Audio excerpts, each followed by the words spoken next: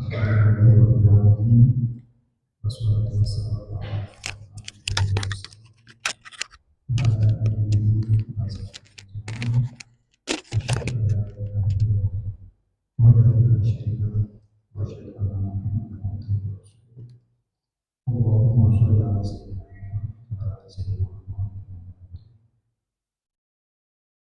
ala subuh yang dirahmati Allah Subhanahu wa taala. Dalam sebuah hadis dinyatakan bahwa tidaklah anak Adam memenuhi wadah yang itu, yaitu perut. Cukuplah bagi anak Adam memakan beberapa suapan untuk menegakkan tubuhnya. Namun jika ia harus mengisinya, hendaklah sepertiga untuk makanan, sepertiga untuk minuman, dan sepertiga lagi untuk bernafas. Hadis riwayat At-Tirmidzi. Di sini disebutkan bahwa dianjurkan sesuai sunnah dari Rasulullah bahwa kita memakan secukupnya. Makanan ini adalah sumber dari energi, tetapi juga bisa sebagai sumber dari semua penyakit yang ada pada diri kita. Dalam sebuah ungkapan juga bahwa kalau ini adalah apa yang kau makan. Jadi memang makanan ini penting banget ya, jadi bagi kita semua untuk menjaganya. Nah, bagaimana kita menjaga makanan? Mari kita telah sedikit dari adab Rasulullah dalam makan.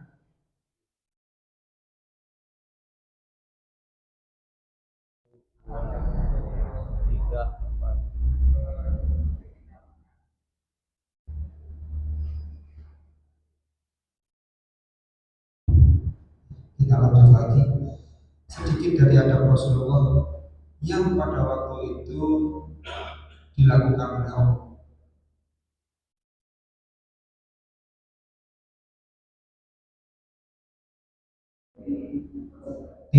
Kesehatan. Yang pertama adalah bahwa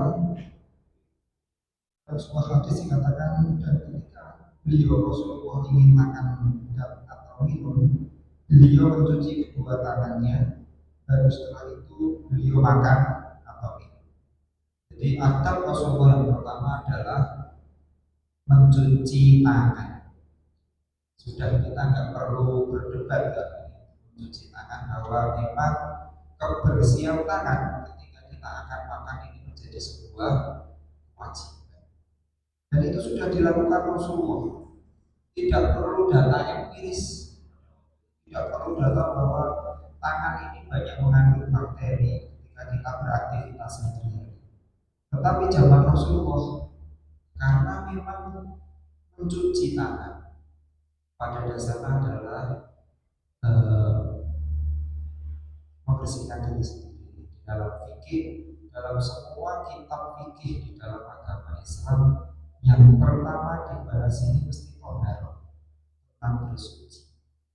Jadi memang agama Islam ini menjunjung tinggi sekali tentang kebersihan. Toharo itu tentang bersuci, bagaimana kita membersihkan diri sebelum kita beribadah. Jadi agama Islam itu menjunjung tinggi tentang kebersihan. Dan ini dicontohkan oleh Rasulullah ketika sebelum makan, beliau mesti untuk mencuci tangan. Kemudian seperti yang dicontohkan Rasulullah, yang kedua adalah berniat dan berdoa. Dalam sebuah hadis, jika salah seorang di antara kalian makan, maka hendaknya ia menyebut nama Allah Ta'ala. Jika ia lupa untuk menyebut nama Allah Ta'ala di awal, hendaklah ia mengucapkan Bismillahirrahmanirrahim. Dan untuk doa makan kita sudah tahu semua bahwa jadi semua perbuatan kita diawali dengan niat.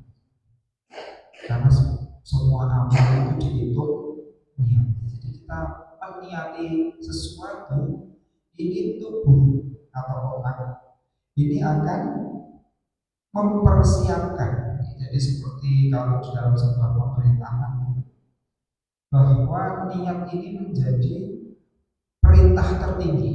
Jadi mungkin presiden sudah memerintah. Contohnya di dalam hal sebuah niat biasanya pada saat puasa. Saat puasa kita pagi berniat, ini wajib niat puasa. Nah ini otak ini akan memerintahkan seluruh tubuh untuk persiapan puasa atau tidak makan dan minum sampai maghrib. Biasanya banyak sekali orang bilang bahwa ketika biasanya dia punya penyakit mah, kalau nggak makan perutnya sakit. Tapi ketika pas puasa dan diniati di waktu sebelum subuh itu nggak sakit perutnya. Kenapa? Karena dari otak, dari pusatnya itu sudah meniatkan. Dan kemudian otak ini akan memerintahkan seluruh tubuh bahwa persiapan hari ini adalah puasa. Jadi malah nggak sakit ya punya, karena dari perintahnya sudah. Jadi niat ini penting. Kemudian yang ketiga adalah biasanya Rasulullah di dalam buka puasa atau makan ini adalah mengawali dengan buah, ini dengan kurma. Kita kan disunahkan ketika buka puasa memakan kurma dahulu. Kenapa kurma? Kenapa buah-buahan?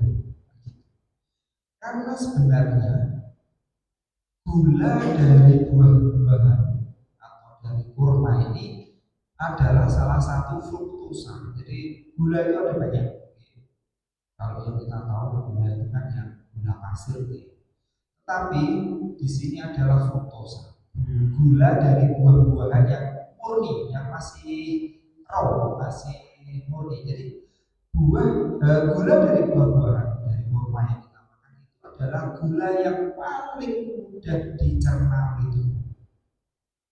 Karena pada waktu itu kita sudah butuh gula yang dalam waktu dekat segera digunakan oleh tubuh, dan yang paling mudah dicerna oleh tubuh, diserap oleh tubuh, kemudian digunakan oleh tubuh ini adalah gula dari buah-buahan.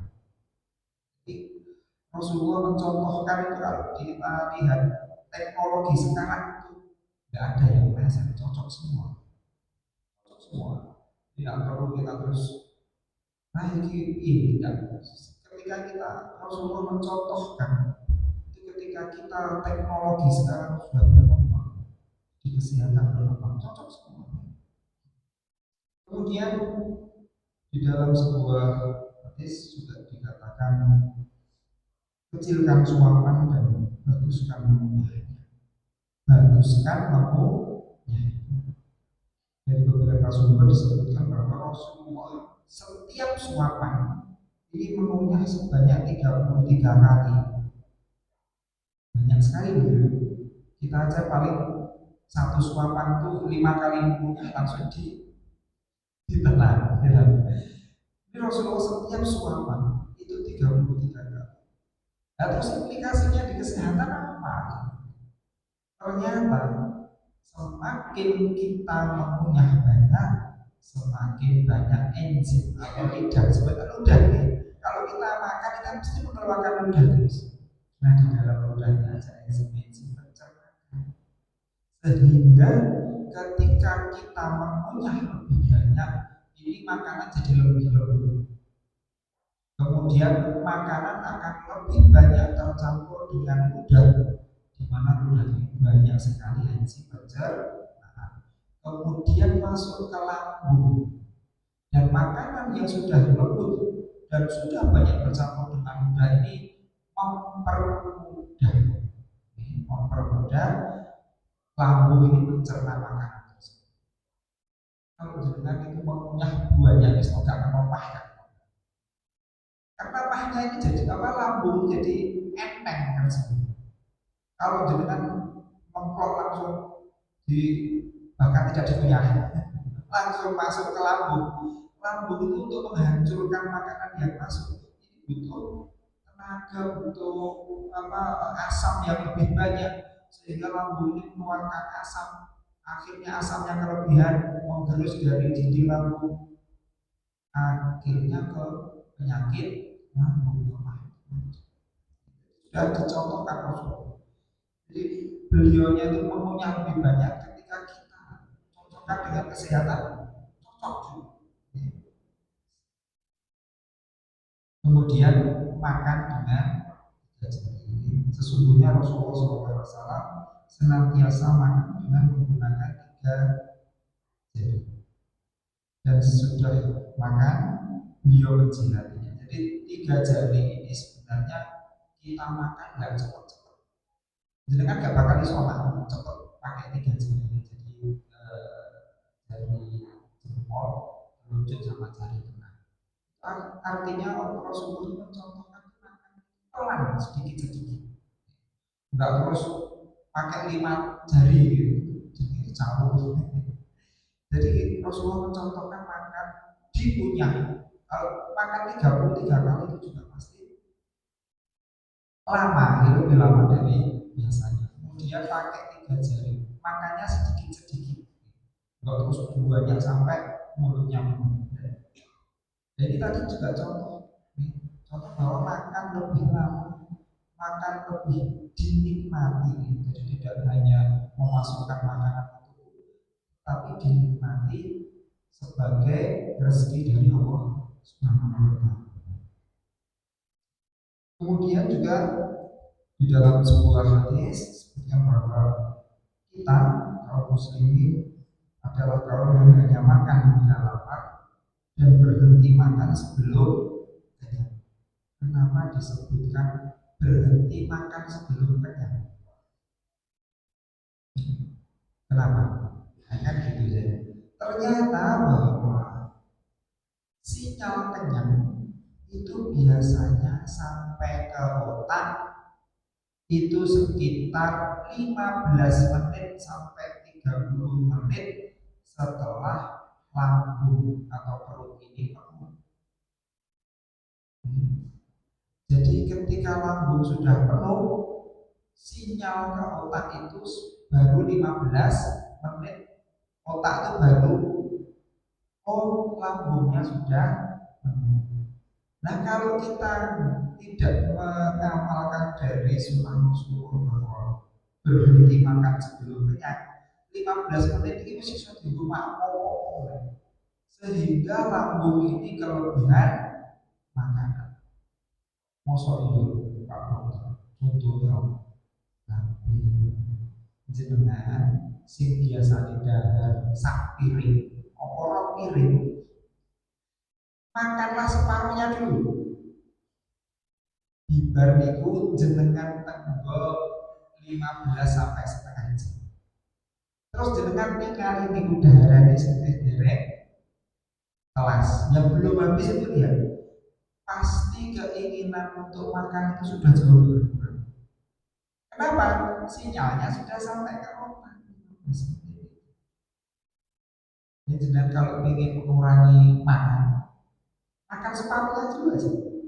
Habis itu duduk biasa santai, mungkin sambil apa, tunggu dulu 15 menit. Setelah itu lihat lagi makanannya tadi. Pengennya saya podo mau kurang. Padahal tadi itu rasanya tuh ngambil makanan itu banyak sekali. Satu piring full. Biasanya saya tuh satu piring full tuh penuh. Ya. Tapi apa hasilnya satu piring full penuh? Kekenyangan.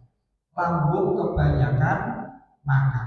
Kemudian suapan ini mesti cepat, nggak sampai kita punya 33, paling 5 kali punyahan sudah langsung ditelan.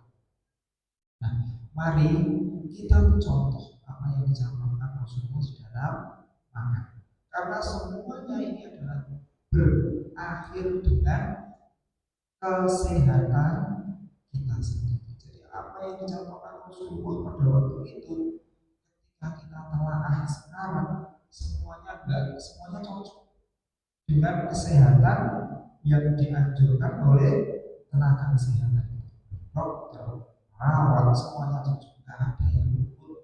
Dan pada zaman Rasulullah nggak ada penelitian kok itu harus mengunyah lebih banyak, kok harus sedikit-sedikit, kok harus cuci tangan dulu, tidak ada.